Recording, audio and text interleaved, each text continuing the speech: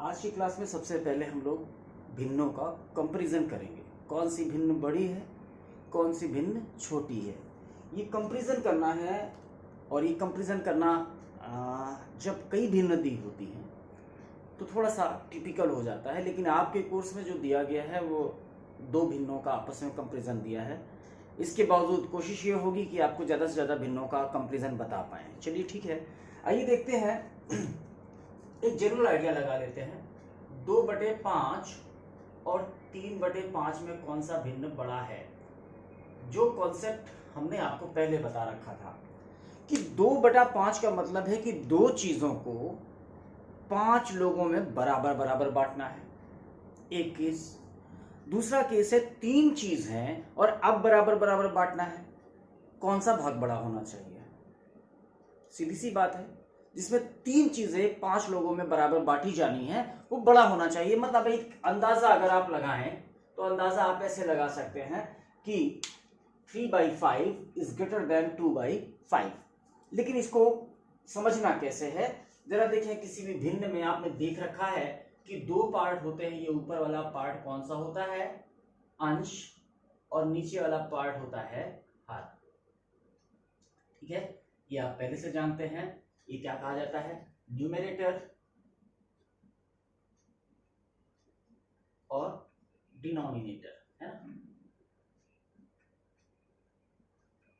Denominator, numerator and denominator. आप ये चीज ऑलरेडी जानते हैं। अब यहां पर जो प्रश्न उठता है कि अगर हमको ऐसे भिन्न दिए जाएं जिनके हर बराबर हो। क्या हो? हर बराबर हो। दो ही तरह के प्रश्न आएंगे, हर बराबर हैं या हर बराबर नहीं है। ठीक है, क्योंकि अंशों के ऊपर ये डिपेंडेंसी कम है, अंशों के ऊपर ये डिपेंडेंसी कम है, हर के ऊपर ये डिपेंडेंसी ज्यादा है। ठीक है, देखते हैं। अगर हर बराबर हो, भिन्नों का कंपैरिजन जब भिन्न के हर बराबर हो। ठीक है, भिन्नों की तुलना जब हर बराबर हो।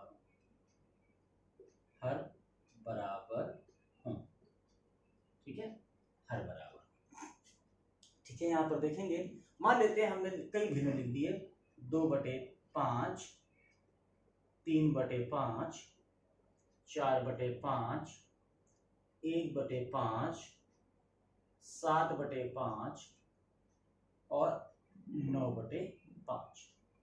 ये कुछ भिन्न लिख दिए हैं। यहां पर आप देख रहे हैं कि हमने 1 2 3 4 5 6 भिन्नात्मक संख्याएं रखी हैं। अगर इनका कंपैरिजन करना है, इनको असेंडिंग मतलब चढ़ते हुए क्रम में या डिसेंडिंग उतरते हुए क्रम में लगाना है, तो क्या कर सकते हैं? अगर हर बराबर हैं, यदि हर बराबर हो तो वह भिन्न सबसे बड़ा होता है जिसका अंश सबसे बड़ा है। सबसे बड़ा अंश किसका है? 9 का। सबसे छोटा अंश किसका है? 1, है ना? ये क्या है? सबसे छोटा। ठीक, तो अगर हर बराबर हो तो भिन्नों को असेंडिंग ऑर्डर में चढ़ते हुए क्रम में यदि लगाना है तो जो सबसे छोटा हर है उसके करस्पॉन्डिंग भिन्न को आप रखें। हम लाइन से पहले रख देते हैं 1 2 3 4 7 और 9। ठीक है, अभी सबके बीच में हम निशान लगाएंगे। पहली बात, भिन्नों को पूरा लिख देना। पहले भिन्नों को हमने असेंडिंग ऑर्डर में लगाया, उसके लिए अंशों को असेंडिंग ऑर्डर में या चढ़ते हुए क्रम में या आरोही क्रम में लगाया, और अब हमने भिन्नों को पूरा लिख दिया। ठीक है, अब जरा देखें कि 1/5 से बड़ा है 2/5, 2/5 से बड़ा है 3/5, फिर 4/5, 7/5 और 9/5। ये असेंडिंग ऑर्डर हो गया।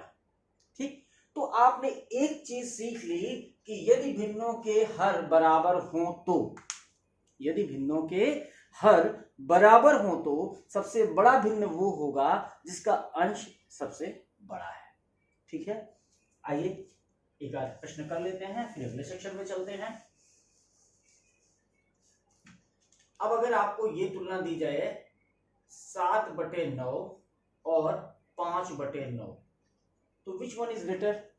कौन सा बड़ा है? अब दोनों के हर बराबर है ना, तो अंश किसका बड़ा है? ये अंश बड़ा है, तो इनका कंपैरिजन क्या हो गया कि 7/5 is greater than 7/9 is greater than 5/9। ठीक। अब दूसरी कंडीशन आती है, यदि दो भिन्न दिए हुए हैं, केवल दो भिन्न, ठीक है, और उनके हर बराबर नहीं है, ठीक है। दूसरी कंडीशन है केवल दो भिन्न दिए हुए हैं, क्योंकि आपके कोर्स में दो से ज्यादा भिन्न नहीं है, फिर भी हम आगे की बात करेंगे, ठीक है। मान लेते हैं एक भिन्न दे दी गई 1/5 और दूसरी दे दी गई 2/7। अब यह अंदाजा लगाना थोड़ा सा मुश्किल है कि एक चीज के 5 भाग करेंगे तो ज्यादा मिलेगा या दो चीजों के 7 भाग करेंगे तब ज्यादा मिलेगा। यद्यपि 2/7 बड़ा होगा, वो होगा, क्योंकि एक चीज के 5 भाग करने का मतलब होता है अगर भिन्न बराबर रखना है तो दो चीज के 10 भाग करो, यहाँ दो चीज के 7 ही भाग हो रहे हैं, इसका मतलब है 2/7 बड़ा होना चाहिए। लेकिन ऐसा करते समय हम करते क्या है, इन हरों को बराबर करते हैं। कैसे? तिर्यक गुणा करके, तिर्यक गुणा करके। 7 एकम 7, ठीक है, और 5 दूनी 10, 7 एकम 7 और 5 दूनी 10। इसका मतलब क्या हुआ है कि हमने दोनों के हरों को बराबर किया है। कैसे दोनों को हरों को बराबर किया है? अब इस प्रक्रिया को हम दूसरी तरफ देख लेते हैं। आपसे एक चीज बताई गई थी कि भिन्नों में कुछ भी आप गुणा कर दो और भाग कर दो तो भिन्न बदलता नहीं है, ठीक है। हम इन दोनों के हर को बराबर करने की गणित में क्या करेंगे, अगर हम इस भिन्न में ऊपर नीचे 7 से गुणा कर दें, 7 गुणे 1, 7 गुणे 5, क्यों किया? क्योंकि यहाँ पर 7 है, ठीक है। इसी तरह से इस वाले में 5 को गुणा कर दें, क्यों किया? क्योंकि ऊपर नीचे यहाँ पर इस जगह पर और इस जगह पर दोनों जगह हर क्या हो जाएगा, बराबर हो जाएगा, 35 हो जाएगा। तो कुल मिलाकर ये वाली भिन्न कितनी बनी, 7/35, और ये वाली भिन्न कितनी बनी, 10/35। अब आप देखें, आपसे पहले बताया गया था यदि हर बराबर हो गए तो फिर कौन सा भिन्न बड़ा है, जिसका अंश बड़ा है, तो ये इसका कंपैरिजन आ गया। या फिर आप सीधे सीधे कह सकते हैं कि 1/5 से बड़ा है 2/7। समझ में आई बात? और इसको बजाय इतना लंबा करने के, देखिए प्रोसेस आपने पूरा देख लिया है, बजाय इतना लंबा करने के हम क्या करेंगे, सीधे सीधे क्रॉस मल्टीप्लाई कर देंगे और जान लेंगे कि कौन सा भिन्न बड़ा है। फिर से देखें, मान ले देते हैं 1/9 और 2/5, ठीक। तो ये कितना हुआ, 5 एकम 5, और ये कितना हुआ, 9 दूनी 18।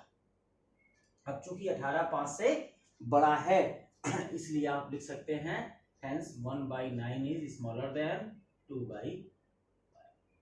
ये आंसर आ गया। बात समझ में आ गई?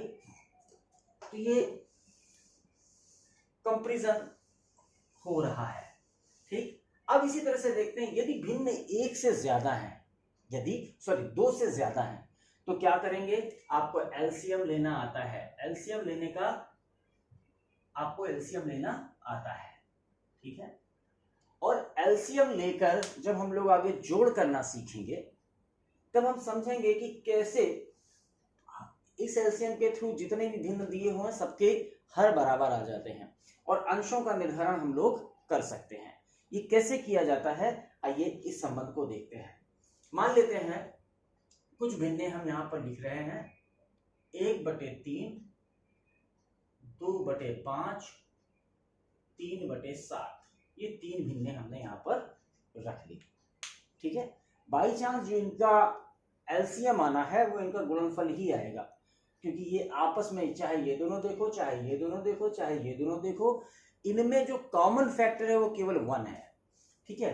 बाई चांस इनमें ऐसा हो रहा है, हम लोग आगे के प्रश्न में देखेंगे कि ऐसा ना हो। चलिए, तो इनका एलसीएम जब आप निकालेंगे तो कितना आएगा, 7 गुणे 5 गुणे 3, ठीक। इतना इनका एलसीएम आ गया सबका। अब जब हम तिर्यक गुणे के कंडीशन में जाएंगे, तिर्यक गुणे के, तो इसको छोड़ दें, बाकी जो 2 बचे हैं, 7 पना